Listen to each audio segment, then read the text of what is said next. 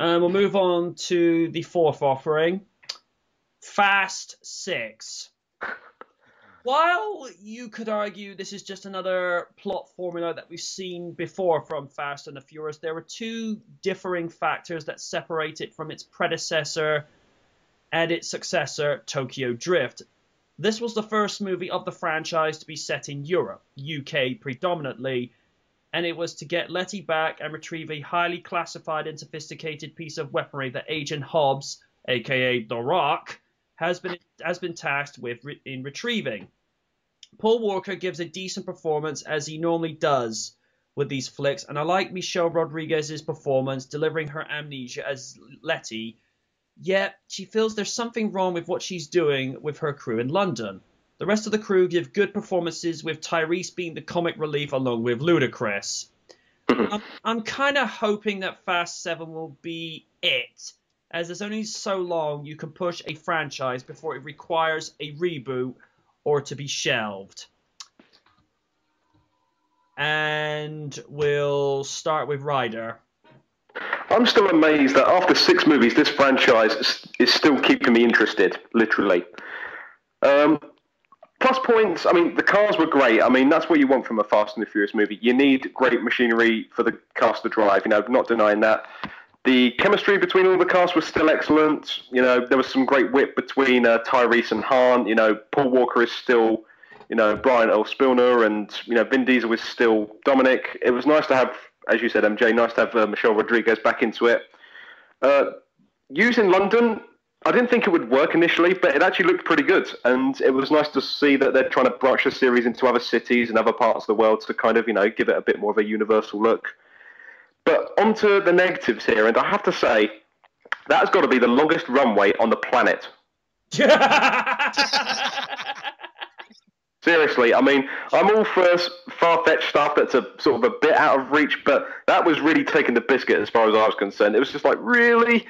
Yeah, it was fun, explosive, and entertaining, but that was kind of guys, you're really pushing the boundaries of reality and the laws of physics with that one. But I mean, overall, it wasn't as good as Fast Five. That was a great movie, but I'm still keen to see what they'll do for Fast Seven, and I'm hoping it will be the last one because Tokyo Drift was finally brought into the timeline after 6, 7 years, whatever it was. Yeah. So it's nice that it's finally been acknowledged because it's been sitting there on the shelf back in the past, and now it's kind of been brought full circle. So hopefully number 7 will do it. So overall, Fast Six, it was a lot of fun, very entertaining, but a little bit lacking in the reality department when it comes to stuff that's believable. Yeah. Kaiju Noir. When it comes to the Fast and the Furious franchise, I've never really been a big fan of it. I guess it's mostly because I am not all that into cars in general, so I guess the series never really appealed to me. However, I have seen the more recent films. I've seen Tokyo Drift and Fast Five, and so when it came to Fast Six or Furious Six or Fast and Furious Six or whatever you're calling it, whatever it is, yeah. Seriously, at the end of the credit, at the beginning of the credits, it said Furious Six. At that point, I was like, wait, what? So, but as for Fast and Furious Six, I was really quite surprised by how good it was. I mean, Vin Diesel and the gang had a lot of chemistry, and they looked like they had a lot of fun making this. You can tell by their acting that these are characters that have spent a long time together and have been on this great journey. Michelle Rodriguez, I thought, brought a lot of emotional weight to the story, and I really loved her scenes with Vin Diesel's character.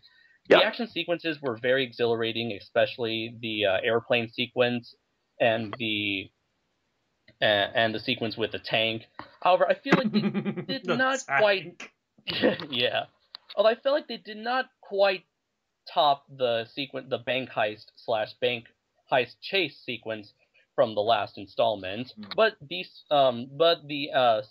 action sequences were still incredibly imaginative nonetheless. The biggest downfall with this film for me were the antagonists. I felt like they were, in my opinion, lazy, unmemorable, and pretty much by the numbers. they attempted to draw parallels between the protagonist and the antagonist, but the villains were so underdeveloped that this comparison kind of falls apart halfway through the movie. However, in the end, Fast 6 is an exhilarating action film that's definitely worth a look, especially if you have been following the series from the very beginning. You actually raise a good point with that because I felt like you as well that the villains were just very generic and very paper based. They didn't really get me to care about the villains. I mean, Ryder made the point of saying, in regards to making the comparison between Cumberbatch's Khan and Alan Rickman's Hans Gruber. I mean, you cared about those villains because they were actually fully developed. I mean, Hans Gruber is got to be one of the best bad guys on screen ever because the guy, the guy is completely bat crap insane, but at the same time, it's like there's something charming about him. And with as you say, with the antagonist with this, I'm like, what am I looking at? I can't remember who they were. I can't even remember his name. No, I can't. No, I mean I need to watch it again, but I can't off the top of my head what their names were. Yeah, I mean, I guess it's that old saying where a hero is only good as his villain, but in this case, the heroes themselves were good enough to make this an enjoyable film. Mm-hmm. Very true. Yeah. Phoenix, you're up.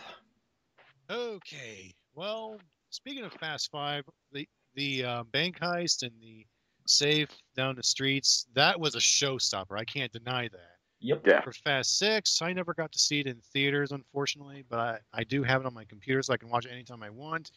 It's not as good as Fast 5 because for the twist of another antagonist infiltrating within the group, spoiler, by the way, for those who haven't seen it, who's the girl, I actually kind of saw it coming when, what was his name? Braga. He pretty much said to Brian, Shaw only sees it when he wants to. And I was like, at that moment, I realized that I forgot the girl's name, but I knew she was an infiltrator. I saw it coming from a mile away. But at least we all know what happens to traitors. Oh, they do get theirs. Yeah. And by the way, the villain's name is Shaw. The tank sequence was pretty good, but the plane sequence, although exciting, it wasn't as exciting as the two Chargers dragging the giant indestructible safe in the last movie. But still, it was almost like Shaw.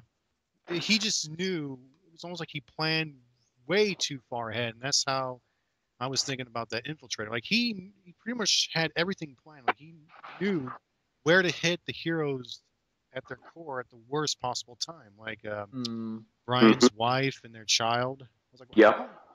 Yeah. Like, this guy was nasty. As for the actor, I'm not sure what other stuff he was in. The guy who played Shaw. And at one point, I thought he would make a decent Lex Luthor for Man of Steel 2, but that's for a different topic. But otherwise, not as good as Fast 6, but still a showstopper. And finally, we get to see a closure to the storyline that leads right up to Tokyo Drift, which I still think was the weakest of the entire saga. But I'm hoping that Fast 7 is the last or is the finale to the whole Fast and Furious saga, because isn't 7 movies enough? I mean, I can understand with Star Wars Episode 7, but 7 movies? Isn't it time to let the franchise at least rest for a while? Oh, well, the way they look at it, as long as they see it making money, they'll just keep on making more and more movies until it just gets to the point where the numbers keep going down. Yeah. The good news is, at least the actors seem to have a lot of fun making the movies. It did seem that way. Yeah. I'm hoping to see the cast from all the way back to movie 1 and even the third movie finally have this be on the screen at the same time and just beat that new upcoming villain played by that guy from Transporter. Jason Statham. I'm a little forgetful, but it's just been a while and I just don't really remember a lot of the names. All right.